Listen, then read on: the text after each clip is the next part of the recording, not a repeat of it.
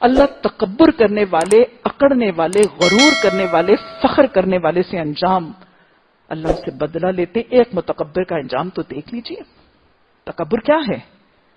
تکبر کیا تھا شیطان نے. اس نے بڑا بننے کی کوشش کی تھی اللہ کے مقابلہ. نے کہا تو سجدہ کا اس نے نہیں کرتا، میں بڑا ہوں تیرے سے، نہیں مانوں گا میں تیرا. یہی ہے تکبر. تکبر کا انجام نظر آ رہا ہے؟ اللہ نے کہا کافروں میں سے. تکبر کا انجام نظر آ رہا ہے؟ اللہ نے کہا تھا جنت میں سے نکل جا. تکبر کا انجام نظر آ رہا ہے؟ اللہ نے کہا تو دھتکارا ہوا ہے. حدیث تصدیق کرتی ہے. آپ صلی اللہ علیہ وسلم نے فرمایا جس کے دل میں رائی بھر بھی تکبر ہوگا، اس کا ایک تکبر جنت سے نکال گیا. حدیث ریکنفرم کرتی ہے جس کے دل میں رائی بھر بھی تکبر. رائی کتنی ہوتی ہے؟ جائیے گا ذرا مسٹرڈ کا دانہ، رائی کا دانہ ذرا ہتھیلی پہ رکھ کے اس کو دیکھیے گا. آج کا کام ہے رائی کا دانہ ہتھیلی پہ رکھ کے اس کو ذرا دیکھیے گا اور خوب گھوریے گا اور پھر اپنے دلوں کو ٹٹولیے گا. جس کے دل میں رائی بھر بھی تکبر ہوا وہ جنت میں داخل نہیں ہوگا. لا يدخل الجنہ، نہیں داخل ہوگا. جنت نہیں ہے تو قرآن نے کہہ دیا الیس جہنم مثوی للمتکبرین، کیا جہنم کافی ٹھکانہ نہیں ہے تکبر کرنے والوں کے لیے؟ کیا انجام ہے تکبر کرنے والوں کا؟ حدیث نے بتا دیا. آپ صلی اللہ علیہ وسلم نے فرمایا وہ لوگ جو دنیا میں بڑا بننے کی کوشش کرتے تھے، میں بار بار دہرا رہی ہوں، بڑا بننے کی کوئی کوشش کر سکتا ہے، بڑا بن نہیں سکتا. بڑائی اسی کی صفت ہے. جو دنیا میں تکبر کرتے تھے، بڑا بننے کی کوشش کرتے تھے، قیامت کے دن میدان حشر میں ان کو چھوٹی چیونٹیوں کی شکل میں پیدا کیا جائے گا. وضاحت کروں؟ ایک ہوتی ہیں وہ چیونٹیاں جو عام آپ کو چلتی پھرتی نظر آتی ہیں نا، اور ایک تو کچھ چھوٹی چیونٹیاں ہوتی ہیں گولڈن کلر کی، بالکل لائٹ سی. وہ نارمل چیونٹیوں سے بھی چھوٹی ہوتی ہیں نا. یہ وہ چیونٹیاں ہوتی ہیں جو ہر جگہ گھس جاتی ہیں. جیم کی بوتل بند بھی ہے نا، اس کے ڈھکنے میں سے گزر کے اندر گھس جاتی ہیں. اتنی بنی ہوتی ہیں. مثال کیوں دی گئی ہے؟ Because this is the مائنیوٹسٹ of مخلوق جو ننگی آنکھ سے نظر آتی ہے. اس کے بیونڈ پھر مائکروسکوپک آرگنیزمز ہیں. ننگی آنکھ سے اس کے علاوہ مخلوق نظر نہیں آتی. قیامت کے دن متکبرین کو اللہ کے حکم سے چھوٹی مائنیوٹسٹ آرگنیزم اس شکل میں پیدا کیا جائے گا. بڑا بنتے تھے، آج سب سے چھوٹا بنایا گیا. بڑائی کی شہرت کرتے تھے، ڈنکے بجاتے تھے، بڑائی پر گھمنڈ کرتے تھے، آج سب سے چھوٹا بنا دیا گیا. ان کو میدان حشر میں چھوٹی چیونٹیوں کی شکل میں جمع کیا جائے گا اور پھر ان کو ہانک کے دنیا میں عزت کی شہرت کے لیے فخر جتاتے تھے، آج ذلیل کیا جائے گا. ہانکا کس کو جاتا ہے؟ جانوروں کو. پھر ان کو ہانک کے جہنم کے سب سے گہرے ٹھکانے، جس کا حدیث میں نام آپ نے بتا دیا، اس کو بولس کی طرف لے جایا جائے. صحابہ نے پوچھا کہ یا رسول اللہ صلی اللہ علیہ وسلم یہ بولس کیا ہے؟ آپ نے فرمایا جہنم کا ایک بہت گہرا گڑھا جس میں جہنمیوں کا خون، پیپ اور پسینہ بہہ کے جمع ہوگا. یہ انجام ہے متکبرین کا میدان حشر میں. چھوٹی چیونٹیاں ہانکا جائے گا. بڑے بنتے تھے، چھوٹا کر دیا گیا. عزتوں کے لیے دوڑتے تھے، ذلیل کر دیا گیا. جنت سے محروم کر کے جہنم کے سب سے نیچے اوپر جانے کی کوشش کرتے تھے. رائز کرنے کے چکر میں تھے، ذلت کے گڑھے میں گرا دیا گیا. یہ ہے تکبر کا انجام. کتنا تکبر؟ بہت سا. ایک موقع پر تکبر ہے. جہنم، جنت سے خروج رائی کے دانے کے برابر ہے. جنت سے خروج. آج گھر میں جائیے گا، چلے عمر تو ویکینڈ کر لیجیے، رائی کا دانہ لے کے ہتھیلی پہ دیکھیے گا. کچھ دیر اس کو گھورنے کے بعد پھر بند کر کے نا اپنے دل کا محاسبہ کیجیے گا. اچھا یہ رائی کا دانہ ہے. میرے دل میں اپنی کسی خداداد نعمت پر کوئی نعمتیں تو میری ہیں ہی نہیں نا، اللہ کی دی ہوئی ہے. میرے حسن پر، میری جوانی پر، اپنے مال پر، اپنی کوٹھی پر، اپنی جائیداد پر، اپنے ہیرے جواہرات پر، اپنی لائق اولادوں پر، اپنے فرما بردار ٹوٹ کے چاہت کرنے والے شوہر پر، اپنے دنیا کے علم پر، اپنے پروفیشن پر، اپنی نیکی، اپنی عبادت پر. شیطان نے کس پر کیا تھا؟ عبادت پر گھمنڈ. یہ بھی آ جاتا ہے. مختلف لوگوں کو مختلف چیزوں پر تکبر ہے. اپنے اپنے تکبر کا محاسبہ کیجیے گا. اپنے کھانے پکانے کی ہنر پر بسا اوقات عورتوں کو اس بات پر بھی بڑا تکبر ہوتا ہے، میں بڑی سگڑ ہوں، میری دیورانی بڑی پھوہڑ ہے. نا، تکبر کیا ہے؟ اچھا، ایک اور حدیث بتاتی ہے. آپ صلی اللہ علیہ وسلم سے ایک صحابی نے سوال کیا، یا رسول اللہ صلی اللہ علیہ وسلم، ہم سب کا یہ دل کرتا ہے کہ ہمارا لباس اچھا ہو. نیچرل ہے یہ.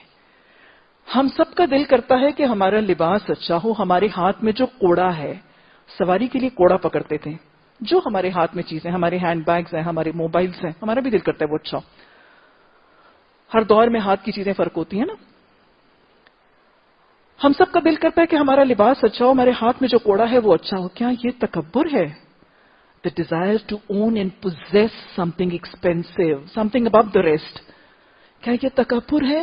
کتنے کانشیس تھے نا وہ تکبر کے بارے میں. آپ نے فرمایا نہیں، یہ تکبر نہیں ہے، یہ تکبر نہیں ہے. اور پھر ساتھ آپ نے وضاحت کی، اللہ صاحب جمال ہے، اللہ جمال کو پسند کرتا ہے. تکبر تو یہ ہے. پھر آپ نے تکبر کو ڈیفائن کیا. دو چیزیں پلے سے باندھ لیجیے. بطر الحق، حق کا انکار کرنا، اللہ کے، قرآن کے، حدیث کے احکامات، یہ کرو یہ نہ کرو، ان کا انکار کرنا. شیطان نے کیا کیا؟ یہی تو کیا. سجدہ کرو، نہیں کرتا. جھک جاؤ، نہیں جھکتا. بطر الحق، حق کے احکامات کا انکار کرنا. دوسرا، غمط الناس، اللہ کے بندوں کو اپنے سے حقیر سمجھنا. میں ون اپ ہوں. شیطان نے یہ دونوں کام کیے تھے. اس واقعے میں نظر آ رہی ہے اس حدیث کی ڈیفینیشن. اللہ نے کہا تھا سجدہ کرو، نہیں کرتا. بطر الحق. غمط الناس کیسے کہا تھا؟ آگے جا کے پڑھیں گے. اللہ نے پوچھا، شیطان ماں منع آقا، تجھے کس چیز نے منع کیا کہ تو حضرت آدم علیہ السلام کو سجدہ کرے؟ اس نے کیا کہا تھا؟ انا خیر من، میں اس سے بہتر ہوں.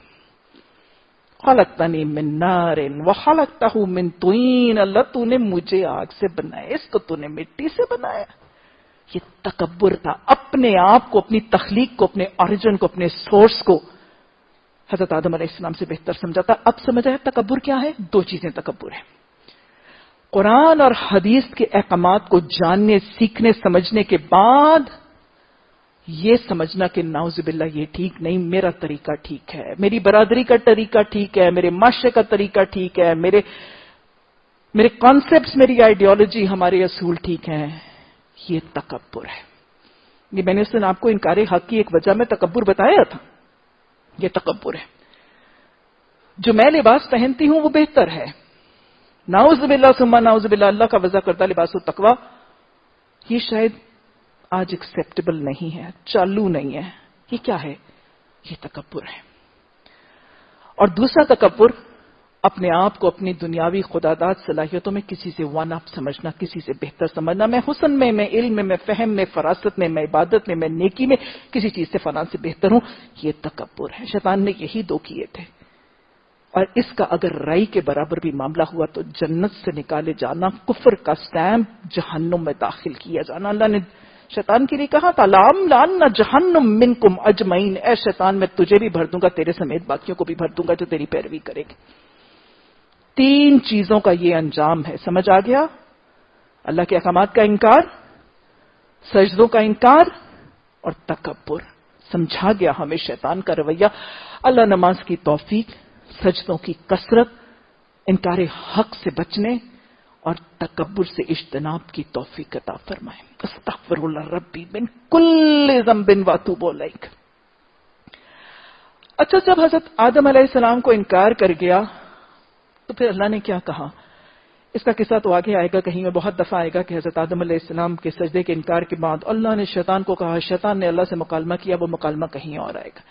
اب اللہ کا مکالمہ حضرت آدم علیہ السلام کے ساتھ، وَقُلْنَا يَا آدَمُ اسْكُنْ أَنْتَ وَزَوْجُكَ الْجَنَّةَ وَكُلَا مِنْهَا رَغَدًا شِئْتُمَا.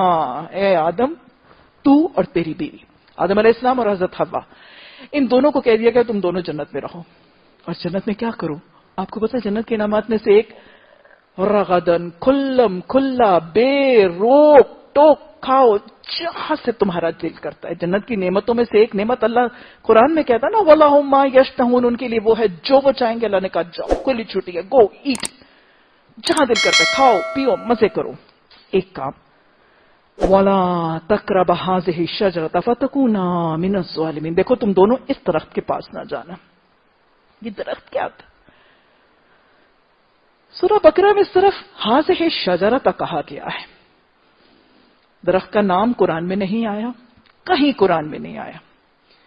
کہیں آپ نے تفسیر کے ذریعے بڑے سے بڑے جید مفسرین نے جنہوں نے نبی صلی اللہ علیہ وسلم سے تفسیر القرآن کا علم حاصل کیا، انہوں نے نہیں بتایا کہ یہ درخت کیا تھا.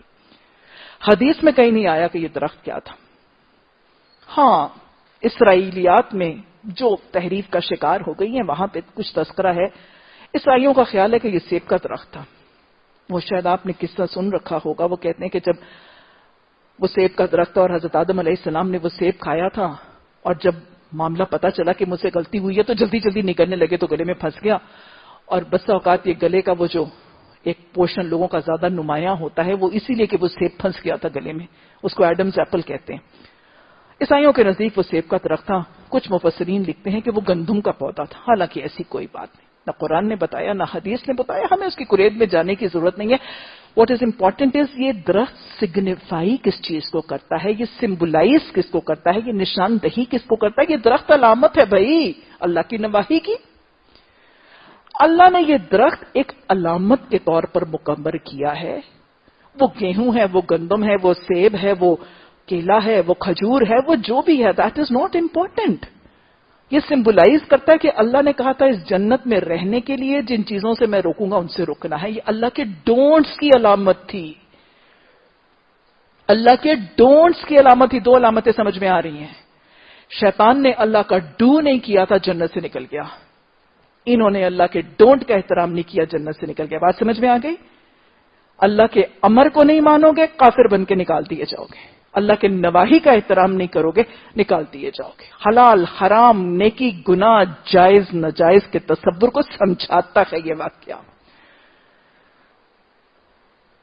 صرف درخت سمبلائز کرتا ہے اللہ کے نواحی کو. اس درخت کے قریب نہ جانا ورنہ ظلم کر لو گے اپنی جان کے اوپر. میں تمہیں جنت سے ہی نکلوانا چاہتا، تمہاری ذریت میں میرے ڈونٹس کا اہتمام نہیں کرے گی تو اپنی جان پر ظلم کر کے اس جنت سے محروم ہو جائے گی. جس سے حضرت آدم علیہ السلام کو ڈونٹ کے احترام سے رکنے پر معاملہ ہوا تھا وہ نکال دیے گئے تھے. بنی نوع آدم بھی نکال دی جائے گی، محروم کر دی جائے گی. اللہ سبحانہ تعالیٰ نے وہ درخت جو ہے وہ مقرر کر دیا نشانی. فَأَزَلَّهُمَا الشَّيْطَانُ. اللہ کے ڈوز اور ڈونٹ سے بہکاتا کون ہے؟ شیطان نے بہکایا تھا. فَأَزَلَّهُمَا، کنسنٹریٹ کریں، ان دونوں کو بہکایا تھا. کس نے؟ یہ آج ایک رودات سی مشہور ہے عورتوں کے اوپر ایک فتنہ لگانے کے لیے اور عورتوں کو فتنہ پرور عنصر ثابت کرنے کے لیے. وہ کہتے ہیں کہ حضرت آدم علیہ السلام کو کس نے بہکایا تھا؟ یہ عورت ہی بڑا فتنہ ہے. زن زر زمین، سب سے پہلا فتنہ تو زن. یہ زن اس وقت سے فتنہ ہے، اسی نے حضرت آدم علیہ السلام کو پھسلا کہ آدم کھا لو یہ درخت. حضرت حوا نے حضرت آدم علیہ السلام کی زوجہ نے نہیں بہکایا تھا بھائی، شیطان نے بہکایا تھا. دونوں کو بہکایا. فتنہ عورت نہیں بنی تھی، خروج جنت کا ذریعہ عورت نہیں بنی تھی. بسا اوقات لوگ ایسوسیٹ کرتے ہیں اس چیز کو عورت کے ساتھ اور زن کے ساتھ. نہیں، قرآن بتا رہا ہے فَأَزَلَّهُمَا الشَّيْطَانُ. دونوں کو بہکایا تھا. حضرت آدم علیہ السلام کو بھی بہکایا تھا، ان کی بیوی کو بھی بہکایا تھا. بیوی نے شوہر کو نہیں بہکایا تھا. عورت فتنہ نہیں ہے. دونوں کو بہکا دیا شیطان نے اور بہکا کے جنت سے نکلوا دیا جس میں وہ آرام سے بیٹھے ہوئے تھے. کیسے بہکایا تھا؟ انشاءاللہ روداد آگے آئے گی. کچھ حصے ہیں نا یہاں پہ. بہکایا ایسے تھا کہ ہمیں پتہ چلتا ہے کہ شیطان جو ہے نا وہ انسان کی شکل میں آ گیا. جن اپنی شکل اور اپنی حیت بدل سکتے ہیں نا، انسان کی شکل میں آیا تھا.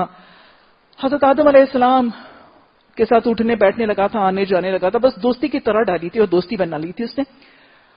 اور پھر ایک دن وہ روتا آ گیا اور اس نے کہا آدم مجھ سے تمہاری حالت دیکھی نہیں جاتی. قرآن میں یہ واقعہ موجود ہے. مجھ سے تمہاری کیفیت برداشت نہیں ہوتی. دیکھو میں تمہارا اتنا خیر خواہ ہوں. یہی ہے نحن لہ مسلمون. فساد کرتے ہیں اور اصلاح کے اس کے اندر لپیٹا ہوا. آدم علیہ السلام مجھ سے تمہاری حالت نہیں دیکھی جاتی. تم اس جنت میں ہمیشہ نہیں رہو گے، نکال دیے جاؤ گے، محروم کر دیے جاؤ گے. پتہ ہے کیا، میرے پاس ایک نسخہ ہے، میرے پاس ایک طریقہ ہے، مجھے پتہ ہے وہ ایک درخت، اگر تم اس کا پھل کھا لو گے نا تو تمہاری ہمیشگی کی زندگی ہو جائے گی، تم فرشتے بن جاؤ گے، تم جنت سے نہیں. اللہ اکبر. ایسے ہی کرتا ہے شیطان، اللہ کے منع کردہ احکامات کو خوبصورت خوش آئند بنا کے دکھاتا. اللہ کا حرام کردہ لباس، اللہ کا حرام کردہ سود، اللہ کی حرام کردہ غیبتیں، سارے حرام کردہ چیزوں کو کون خوبصورت بناتا ہے؟ شیطان. ایسے ہی اس نے مزین کر کے دکھا دیا. وہ درخت جس کے لیے اللہ نے کہا تھا نا حاضہ الشجرہ تھا ولا تقربا حاضہ، اس درخت کے پاس نہ جانا، اسی شیطان نے کہا وہ درخت کا میوہ کھاؤ گے نا ہمیشگی کی زندگی ہو جائے گی. دونوں بہک گئے. اچھا یہاں رک کے دیکھیں، شیطان کے دھوکے، شیطان کی دل فریبی، شیطان کے جھانسے، شیطان کے پھندے میں پھنسے کیوں تھے دونوں؟ وجہ کیا تھی؟ شیطان کا لقمہ تر بن کب گئے تھے حضرت آدم علیہ السلام؟ جب علم کی کمی تھی. اگر ان کو اس درخت کی حیت، اس کی کیفیت، اس کی صفات کے بارے میں علم ہوتا کبھی شیطان کے چنگل میں نہ پھنستے. شیطان وسوسے ڈالے گا، شیطان دل فریبیاں پیدا کرے گا، شیطان پھندوں میں پھنسانے کی کوشش کرے گا. شیطان کی چالوں سے خود بچنا چاہتے ہیں کہ اولادیں شیطان کی چالوں سے بچ جائیں؟ کیسے بچیں گی؟ نہیں بچ سکیں گی جب تک قرآن اور حدیث کا علم اور قرآن اور حدیث کے علم کے ساتھ ایک تعلق نہ ہوا. علمی کمی کی وجہ سے شیطان کے چنگل میں پھنس گئے تھے، علمی کمی کی وجہ سے شیطان کے وسوسوں کا شکار ہو گئے تھے. ایسے ہی ہے، شیطان کے وسوسے آتے ہیں، شیطان کا حملہ ہوتا ہے، شیطان کے رستے پہ چلتے ہیں. اسے بچنے کے لیے علم کی کمی کو دور کرنا ضروری ہے. معاشرے میں علم ہی کی کمی تو سارے کام حرام کاموں کی طرف چلنے کا ذریعہ بن رہی ہے. اللہ نے کہا اتر جاؤ. کیا ہوا تھا؟ درخت کا پھل کھاتے سار، اللہ کے ڈونٹ کا ارتکاب کرتے سار، اللہ نے کہا وہ کیا ہوا؟ ان کے سطر کھل گئے، وہ جو اللہ نے چھپا کے رکھے تھے ابھی تک نظر نہیں آ رہے تھے.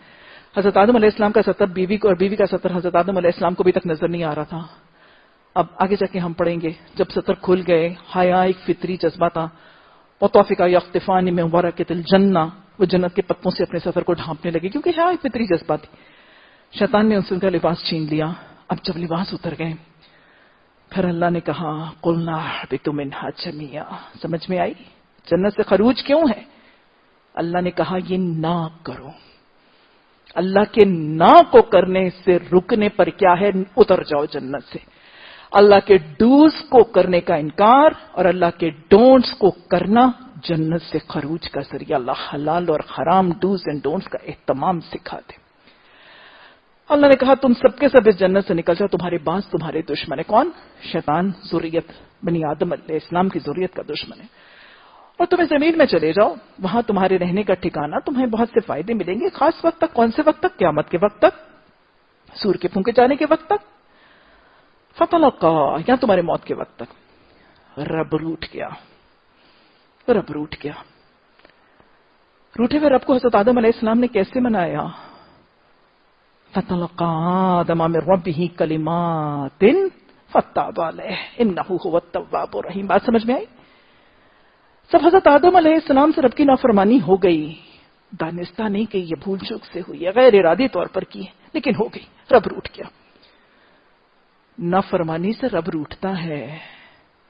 حضرت آدم علیہ السلام سے روٹ کے اللہ ہمیں راضی کرنے کے طریقے سکھا دے، اللہ ناراضگی سے بچنے والے عمل سکھا دے. رب روٹ کیا. رب کو راضی کیسے کیا تھا؟ علم کے حصول سے سیکھا تھا اللہ سے رب کو راضی کرنے کا کلمہ. ارے علم کے بغیر نہ رب راضی ہوگا نہ روٹھا رب مانے گا. قرآن اور حدیث کے علم کے بغیر نہ شیطان سے بچ سکتے ہیں، نہ رحمان کو راضی کر سکتے ہیں، نہ روٹھا رحمان منا سکتے ہیں، نہ شیطان کے چنگل سے بچ سکتے ہیں. یہ علم کی اہمیت ہے. چاہتے ہیں کہ آپ سے اور میرے سے رب راضی ہو جائے؟ چاہتے ہیں کہ میں اور میری ذریت شیطان کے چنگلوں سے بچ جائے؟ علم چاہیے قرآن اور حدیث کا. حضرت آدم علیہ السلام نے اللہ سے کلمات سیکھے. کون سے کلمات؟ اللہ نے توبہ قبول کر لی تھی، وہ ہے ہی توبہ قبول کرنے والا. کلمات آگے ہمیں پتہ چلتے ہیں حضرت آدم علیہ السلام نے کیا کہا تھا؟ ربنا ظلمنا انفسنا وان لم تغفر لنا وترحمنا لنكونن من الخاسرین.